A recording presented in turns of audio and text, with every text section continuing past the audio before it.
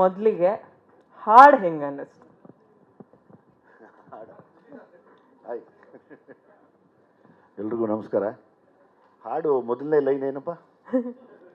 ಬರಂಗಿಲ್ಲ ನಿದ್ದೆ ಬನ್ನಿ ಗುಬ್ಬಿ ಬನ್ನಿ. ತೂಬಿ ಅಣ್ಣ ಬೈ ಬನ್ನಿ.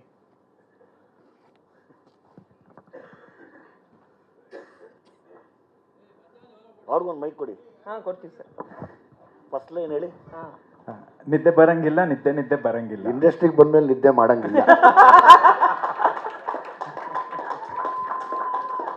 ಸೆಕೆಂಡು, ಉಲ್ಟಂ ಪಲ್ಟ ಆಗಿ ಉಲ್ಟಿ ಹೊಡೆದ್ರು ಬರಂಗಿಲ್ಲ. ಅದನ್ನ ಕೆಲವರು ಮಾಡಿಸ್ತಾರೆ, ನಮಗೆ ತೊಂದರೆ ಇಲ್ಲ. ರಿಲೀಸ್ ಮಾಡಿದ್ಮೇಲೆ ಮಾಡಿಸ್ತಾ ಇರ್ತಾರೆ. ನೆಕ್ಸ್ಟ್ ದಬ್ಬಾಯಿಸ್ಕೊಂಡು ಬಿರಿಯಾನಿ ಬಾರಿಸಿದ್ರು ಬರಂಗಿಲ್ಲ. ಬಿರಿಯಾನಿ ಅಂತೇಳಿ ಸೆಟ್ ಆಗಿ ಕೊಡ್ತಾರೆ ಅಷ್ಟೇ, ಅದ್ರಲ್ಲಿ ಏನು ಇರಲ್ಲ. ಸುಮ್ಮನೆ ಒಂದು ಮೊಟ್ಟೆ ಇಟ್ಟಿರ್ತಾರೆ, ಒಣಗೋಗಿರೋದು 2 ಕೋಳಿ ಕಾಲು ತುರುಕಿರ್ತಾರೆ ಅಷ್ಟೇ, ಬಟ್ ಬಿರಿಯಾನಿ ತಿನ್ನಿ ಅಂತಾರೆ. ನಿದ್ದೆ ಬರಂಗಿಲ್ಲ, ನಿದ್ದೆ. We at East Point Group of Institutions offer a wide range of courses that provide limitless opportunities, building skills over 2 decades. ಅದಾದ್ಮೇಲೆ ಏನೋ ಇದೆಯಲ್ಲ, ಅದು ಇವ್ರದ್ದು ಲೈನ್ಸ್. ಯಾವುದು ನಿಮ್ದು ಯಾವ್ದಪ್ಪ?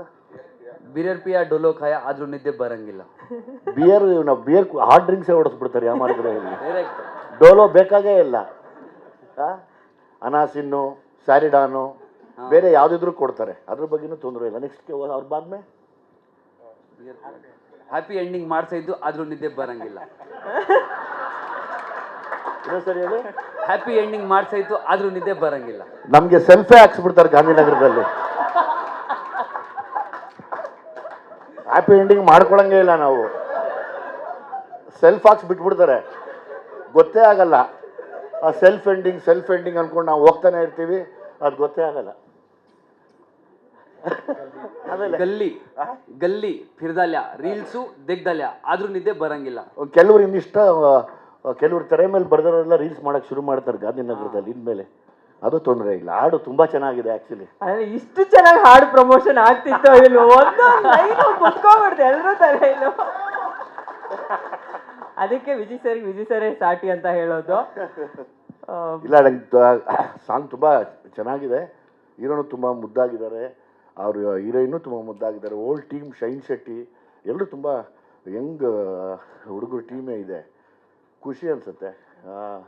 ನಾನು ಅದೇ ಪ್ರವೀಣ್ ಶೆಟ್ರು ಪಾಪ ಹೇಳಿದಾಗ ನಾನು ರಂಗನಾಥ್ ಸರ್ ಮಾತಾಡೋದು, ಜನರಲಿ ಹೊಸ ಸಿನಿಮಾನ ನಾನು ಪ್ರಮೋಟ್ ಮಾಡಲ್ಲ. ಯಾಕೆ ಅಂತ ಹೇಳ್ತೀನಿ. ಪಾಪ ಆ ಮಕ್ಕಳು ಕಷ್ಟಪಟ್ಟು ಸಿನಿಮಾ ಮಾಡಿರ್ತಾರೆ. ಸಿನಿಮಾ ಮಾಡಿ ಯಾರೋ ಪ್ರೊಡ್ಯೂಸರಿಂದ ದುಡ್ಡು ತಂದು ಮನೆ ಮಾರಿ, ಆಸ್ತಿ ಮಾರಿ, ಒಡವೆಗಳು ಮಾರಿ ತಂದು ಸಿನಿಮಾ ಮಾಡ್ತಾರೆ. ಅದನ್ನು ತಂದು ಪಾಪ ಗಾಂಧಿನಗರದಲ್ಲಿ ಕೆಲವು ಪಂಡಿತರಿಗೆ ಸೆಲ್ಫ್ ಹಾಕಿಸ್ತಾರಲ್ಲ, ಅವ್ರ ಕೈಲಿ ಕೊಡ್ತೀವಿ ಪಾಪ ರಿಲೀಸ್ ಮಾಡಿ ಅಂತ. ಅದೊಂದು ಪ್ರೆಗ್ನೆಂಟ್ನ ಕೊಟ್ಟಂಗೆ, ಅಷ್ಟು ನೋವಿರುತ್ತೆ. ಕೆಲವು ಮಕ್ಕಳನ್ನ ಸಾಯಿಸ್ಬಿಡ್ತಾರೆ, ಕೆಲವು ಮಕ್ಕಳನ್ನಲ್ಲೇ ಅಬಾರ್ಟ್ ಮಾಡಿಸ್ಬಿಡ್ತಾರೆ, ಕೆಲವು ಗಂಡು ಮಕ್ಕಳಾದರೂ ಹೆಣ್ಮಕ್ಳು ಅಂತ ಹೇಳ್ಬಿಡ್ತಾರೆ. ಕೆಲವು ಮಕ್ಕಳು ಇಲ್ಲ ಸರ್ ನಿಮ್ಮ ಸುಳ್ಳು, ಸುಮ್ಮನೆ ಗ್ಯಾಸ್ಗೆ ಹೊಟ್ಟೆ ಬಂದಿತ್ತು ಅಷ್ಟೇ ಅಂದ್ಬಿಡ್ತಾರೆ. ಅಂಥ ಮಹಾನ್ ಪ್ರಳಯಾಂತಕರು ಗಾಂಧಿನಗರದಲ್ಲಿ ಪಾಪ ಕೆಲವರು, ಎಲ್ಲರೂ ಅಲ್ಲ, ಅವ್ರ ಕೈಗೆ ಹೋಗಿ ತಲುಪುತ್ತೆ ಪಾಪ. ಇಂತೆಲ್ಲ ಕಷ್ಟಪಡುವಂಥ ಮಕ್ಕಳು, ಅವ್ರ ಕನಸೇ ಬೇರೆ ಇರುತ್ತೆ ಸರ್.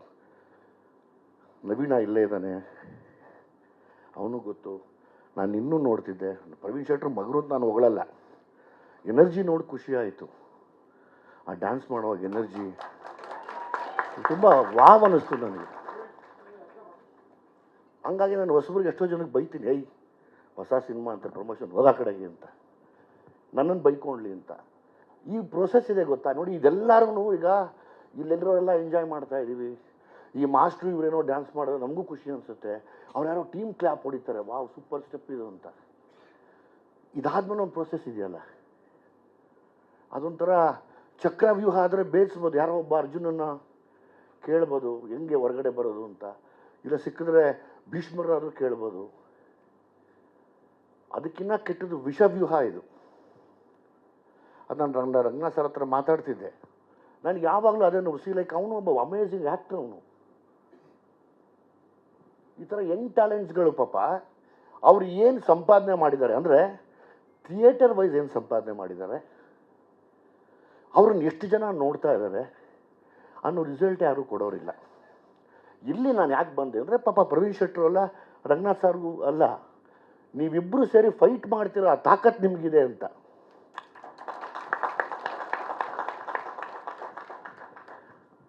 ಇವತ್ತು ಈ ಸಮಾಜದಲ್ಲಿ ತಾವು ಒಂದು ದೊಡ್ಡ ಜವಾಬ್ದಾರಿಯುತ ಸ್ಥಾನದಲ್ಲಿ ನಿಂತಿದ್ದೀರಾ.